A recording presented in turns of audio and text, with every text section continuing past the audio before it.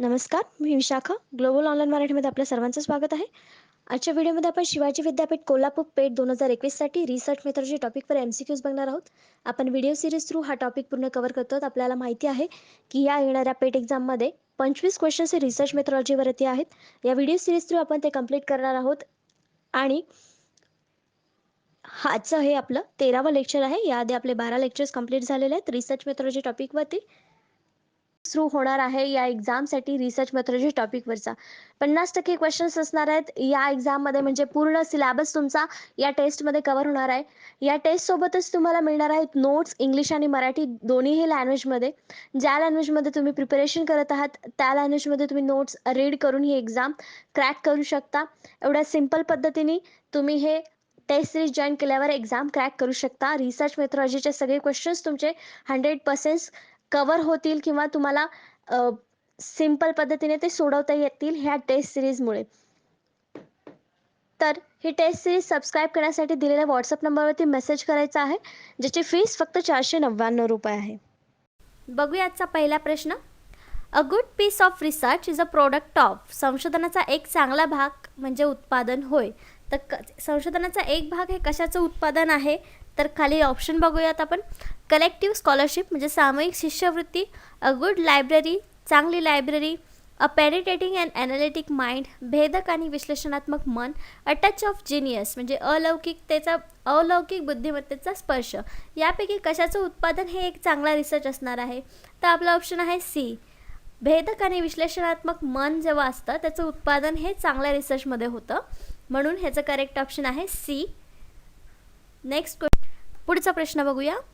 In which of the following researchers attempt to trace and effect. त्याचे options आहेत survey research सर्वेक्षण संशोधन, x post facto research भूतपूर्व वास्तविक संशोधन, हिस्टॉरिकल रिसर्च ऐतिहासिक संशोधन, समेटिव्ह रिसर्च म्हणजे सारांश लेखन. याचा मराठीमध्ये कसा प्रश्न आहे तो, पुढीलपैकी कोणत्या संशोधनात संशोधक परिणाम शोधण्याचा प्रयत्न करतो. म्हणजे जे काही संशोधन बनवतो त्याच्याचा परिणाम शोधण्याचा प्रयत्न करतो त्या संशोधनामध्ये. तर याचं करेक्ट ऑप्शन आहे B. Ex post facto research म्हणजे भूतपूर्व वास्तविक संशोधन. इतिहासात एखादी गोष्ट घडून गेलेली असेल तेव्हा त्याचं वास्तवाशी संबंध किंवा संशोधन करायचं असेल तेव्हा हे रिसर्च केलं जातं आणि त्याच्यामध्ये तो त्याचे परिणाम काय आहेत हे शोधण्याचा प्रयत्न करतो, म्हणून याचं करेक्ट ऑप्शन आहे B. Ex post facto research. पुढचा प्रश्न बघूया. Which research is conducted for those problems which have not been clearly define. ज्या समस्या स्पष्टपणे परिभाषित केल्या गेल्या नाहीत त्यांच्यासाठी कोणते संशोधन केलं जातं? म्हणजे ज्या समस्या अजून परिभाषित केल्या नाही आहे किंवा स्पष्टपणे परिभाषित झालेल्या नाही आहे त्याच्यासाठी कुठलं संशोधन केलं जातं? त्याला नव्याने संशोधन करायची गरज नसते ते, किंवा जी समस्या आहे ती मांडण्यासाठी कुठल्या प्रकारचं संशोधन केलं जातं? त्याचे ऑप्शन्स आहेत एक्सप्लोरेटरी म्हणजे अन्वेषण, बेसिक म्हणजे मूलभूत, एक्सपेरिमेंटल म्हणजे प्रायोगिक, तर नन ऑफ दिस म्हणजे यापैकी काही नाही. त्याचं करेक्ट ऑप्शन असणार आहे ए. एक्सप्लोरेटरी म्हणजे अन्वेषण संशोधन जे आहे ते या प्रकारच्या संशोधनासाठी वापरलं जातं ज्यामध्ये समस्या स्पष्टपणे मांडलेली नाही आहे, त्याच्यासाठी हे प्रकारचं संशोधन वापरलं जातं. पुढचा प्रश्न बघूया. Fundamental research reflects the ability to म्हणजे मूलभूत संशोधन करण्याची क्षमता प्रतिबिंबित करते. कशामध्ये प्रतिबिंबित करते, कशामुळे प्रतिबिंबित होते? तर ऑप्शन्स बघूया. सिंथेसिस अ न्यू आयडिया म्हणजे संश्लेषण नवीन कल्पना, एक्सपाउंड अ न्यू प्रिन्सिपल नवीन तत्वे स्पष्ट करतात, evaluate an existing material concerning research म्हणजे संशोधनासंबंधी विद्यमान सामग्रीचे मूल्यांकन करा, किंवा study the existing literature regarding various topic म्हणजे विविध विषयाशी संबंधित विद्यमान साहित्याचा अभ्यास केल्याने मूलभूत संशोधनाची क्षमता प्रतिबिंबित होते. त्याचं करेक्ट ऑप्शन आहे बी. एक्सपाउंड न्यू प्रिन्सिपल्स म्हणजे नवीन तत्त्व स्पष्ट करण्याने मूलभूत संशोधनाची क्षमता प्रतिबिंबित होते किंवा संशोधन काय आहे हे वगैरे आपल्याला लक्षात येतं, म्हणजे याचं करेक्ट ऑप्शन आहे बी. Expound new principles. पुढचा प्रश्न बघूया.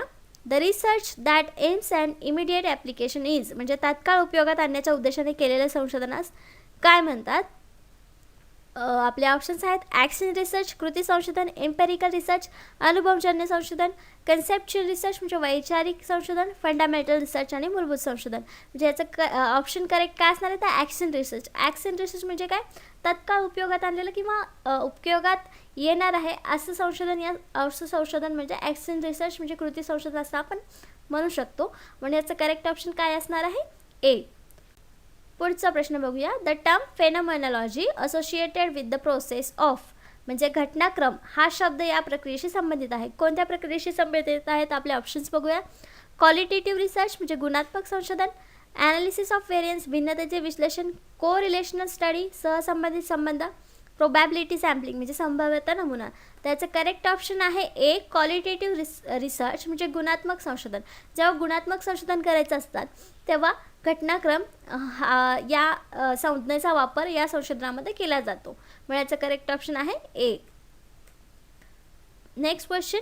In sampling the lottery method is use for, म्हणजे नमुन्यामध्ये लॉटरी पद्धत वापरली जाते कशासाठी किंवा कुठली पद्धत. तर याचे आपले ऑप्शन्स आहेत. इंटरप्रिटेशन व्याख्या, व्याख्यांच्या नमुन्यासाठी लॉटरी पद्धत वापरली जाते नाही. थेरोइझम म्हणजे सिद्धांतामध्ये वापरले जाते तर नाही. कन्सेप्च्युअलायझेशन म्हणजे संकल्पनासाठी तर नाही. तर रँडमायझेशन म्हणजे यादृच्छिकरण या बरोबर आहे. नमुन्यासाठी यादृच्छिकरण पद्धतीमध्ये लॉटरी पद्धती वापरली जाते. म्हणून याचं करेक्ट ऑप्शन असणार आहे डी रँडमायझेशन. रँडमायझेशनमध्ये लॉटरी पद्धत वापरली जाते. म्हणून याचं करेक्ट ऑप्शन डी आहे. पुढचा प्रश्न बघूया.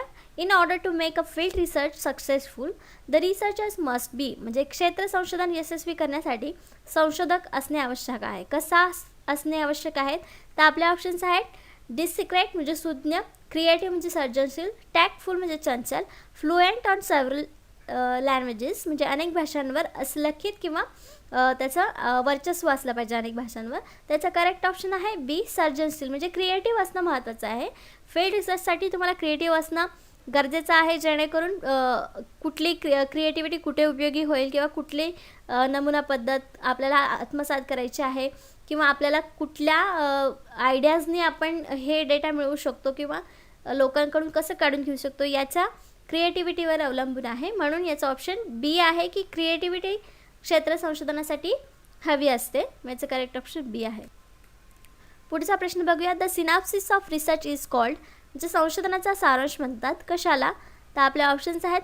ब्ल्यूप्रिंट, मॅपिंग ऑफ प्रॉब्लेम्स, समस्येचे मॅपिंग, बेस ऑफ प्रॉब्लेम म्हणजे समस्येचा आधार, ऑल ऑफ दिस हे सर्व. तर ब्ल्यूप्रिंट म्हणजे काय, एक कच्चा नमुना असेल असं आपण म्हणू शकतो की आपला रिपोर्ट कसा असणार आहे की हे काय असणार आहे, संशोधन कसं असणार आहे त्याचं ब्ल्यूप्रिंट म्हणतात. मॅपिंग ऑफ प्रॉब्लेम म्हणजे एक थोडक्यात प्रॉब्लेम कसा असणार आहे याचं मॅप बनवणे म्हणजे रेखाण करणे, सारांश लिहिणे असं. बेस ऑफ प्रॉब्लेम म्हणजे समस्येचा आधार काय आहे, म्हणजेच तेच आपण समस्या एक्सप्लेन केली म्हणजेच रिसर्च मांडला असं होतं. म्हणून याचे तिन्ही जे ऑप्शन आहेत त्याला आपण सिनॉप्सिस म्हणू शकतो. म्हणजे याचे करेक्ट ऑप्शन आहे D all of the above. हे सर्व जे आहेत त्याला आपण संशोधनाचा सारांश म्हणू शकतो. पुढचा प्रश्न बघूया. Which of the following is not an example of continuous variable, खालीलपैकी कोणते सतत चलचे उदाहरण नाही, कंटिन्युअस चलाचे उदाहरण नाही. तर आपले ऑप्शन्स आहेत. फॅमिली साईज कौटुंबिक आकार, इंटेलिजन्स बुद्धिमत्ता, हाईट म्हणजे उंची, ॲटिट्यूड म्हणजे वृत्ती. तर याचं करेक्ट ऑप्शन आहे बी इंटेलिजन्स बुद्धिमत्ता. हे जे आहे ते कंटिन्युअस व्हेरिएबलचं एक्झाम्पल नाही आहे. म्हणजे याचं करेक्ट ऑप्शन बी आहे. तर रिसर्च मेथोडॉलॉजी टॉपिकप्रमाणेच आम्ही महाराष्ट्र सेट 2021ची प्रिपरेशन करणाऱ्या स्टुडंट्समध्ये देखील टेस्ट सिरीज आणलेली आहे. ज्या टेस्ट सिरीजमध्ये तुम्हाला फुल सिलेबस नोट्स मराठीमध्ये अवेलेबल असणार आहेत. तसेच या टेस्ट सिरीजमध्ये तुम्हाला एकूण 60 टेस्ट दिल्या जाणार आहेत. पर युनिटवर 2 टेस्ट अशा 20 टेस्ट, मागील वर्षांच्या प्रश्नपत्रिकेवरची टेस्ट अशा 10 टेस्ट, फुल सिलेबस टेस्टमध्ये 30 टेस्ट, अशा टोटल 60 टेस्ट या टेस्ट सिरीजमध्ये तुम्हाला मिळणार आहे. लवकरच सेटचं नोटिफिकेशन आउट होईल. त्या अगोदर आपला अभ्यास झालेला आहे की नाही हे चेक करण्यासाठी आपल्याला टेस्ट सिरीज लावली पाहिजे. अभ्यास झाला नसेल तर या टेस्ट सिरीजमधून आणि या नोट्समधून तो पूर्णपणे कवर होणार आहे. म्हणून लवकरात लवकर ही टेस्ट सिरीज जॉईन करा. ही टेस्ट सिरीज जॉईन करण्यासाठी फक्त तुम्हाला दिलेल्या व्हॉट्सअप नंबरवरती मेसेज करायचा आहे आणि व्हॉट्सअपवर जो ग्रुप असेल तो पूर्णपणे पेड ग्रुप असेल, ज्याची फीस असेल 499 रुपये. तुम्हाला यामध्ये डिस्काउंट हवा असेल किंवा अजून स्वस्तामध्ये जर ही टेस्ट सिरीज घ्यायची असेल, बजेटमध्ये घ्यायची असेल तर तुम्ही अँड्रॉइड ॲप्लिकेशन डाउनलोड करू शकता ग्लोबल ऑनलाईन युनिव्हर्सिटी नावाचं. त्यात महाराष्ट्र सेट सिलेक्ट करून त्यात टेस्ट सिरीज सबस्क्राईब करू शकता. त्यात ज्याची फीस आहे 999 रुपये. इथे तुम्हाला डिस्काउंट मिळणार आहे. म्हणून हे टेस्ट सिरीज लवकरात लवकर जॉईन करा आणि जास्तीत जास्त सराव करा येणाऱ्या सेटसाठी आणि सेट क्लिअर होण्याचे मार्ग आपले मोकळे करा ही टेस्ट सिरीज जॉईन करून. धन्यवाद.